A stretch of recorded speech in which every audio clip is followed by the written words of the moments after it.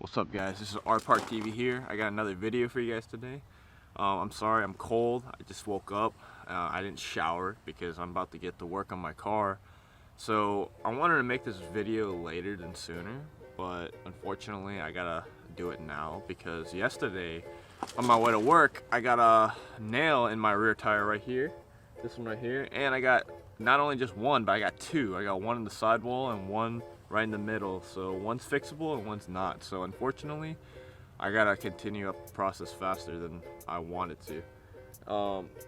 Yeah, so it's kind of cold right now and I'm kind of skeptical about putting these summer tires on because people have been telling me like 40 degrees Fahrenheit and above is really where you wanted to drive it on temperature wise, and like I think I'm just being too paranoid, and because North Carolina weather is very bipolar. Like literally 2 days ago it was really warm and hot, it was like 80 degrees, and all of a sudden now it's like 30 fucking degrees and I'm freezing right now. So oh, not 30, it's about sitting around 30-40, but you guys get my point. And so yeah, today I'm gonna have to change this out, this rear one. But I think what I'm gonna do is change out all of them today, so we'll see how this goes, guys. Alright guys, let's get to it. But before we get to work, you know we gotta start up the car to move it, so here you guys go.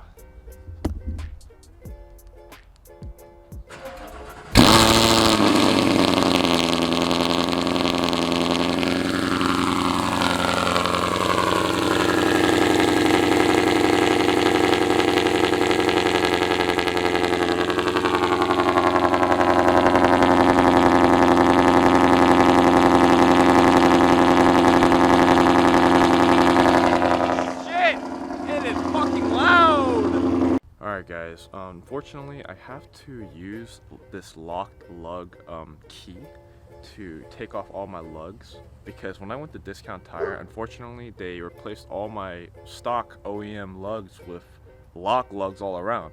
And at the time I had no choice because they stripped all my lugs at the shop, so I couldn't go anywhere, so I had to buy these. And at the time I didn't know they were lock lugs until after the fact of getting them on, and I left. What in the world? Someone's getting robbed or something. But anyways, yeah, so I gotta work with this right here. You see these? And I have to use this thing right here with a sledgehammer, or not sledgehammer, like a pretty good hammer. And like, yeah, so here we go.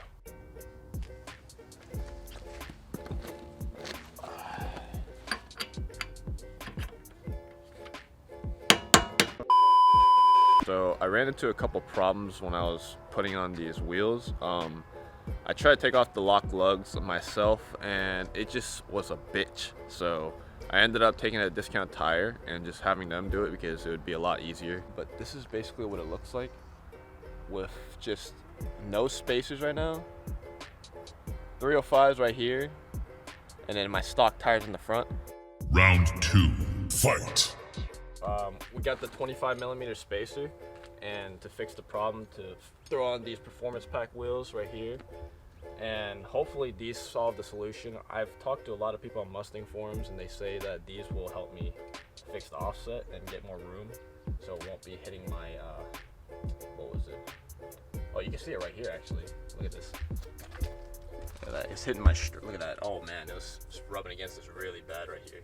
And yeah, don't be a dumbass like me, so do your research. So I threw on some anti-seize lubricant on the back of the wheel spacer before I threw it on my rotor, so later on if I need to change my rotor or anything brake related, it should come off easier from what I read online. So, and now I'm gonna take off the new bolts they gave me, and I'm gonna throw on the old existing studs. We have tighten down all the wheel spacer extra lugs that came with, but we have to torque them down now. And I've been doing a lot of research on whether if it's 120 pounds, 130, 150, and people have been telling me on the range from 120 to 130, so I'm gonna do it right in the middle. I'm gonna do 125.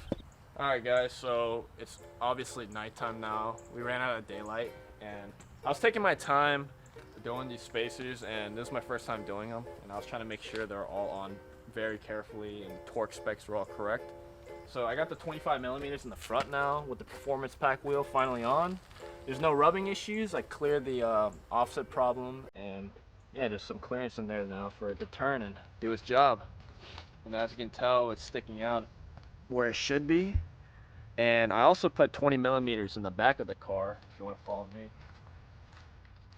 So I got these 20 millimeter spacers back in the car now, and as you can tell, it's dramatically sticking out. Definitely sticking out. This is on stock suspension right now, so later on, I'm gonna lower the car and fix the little gap right here, because that's bothering the fuck out of me. So, but yeah, here's the back of the, here's the back angle, and as you can tell, that thing is sticking out very much. That's on 20 millimeters right there.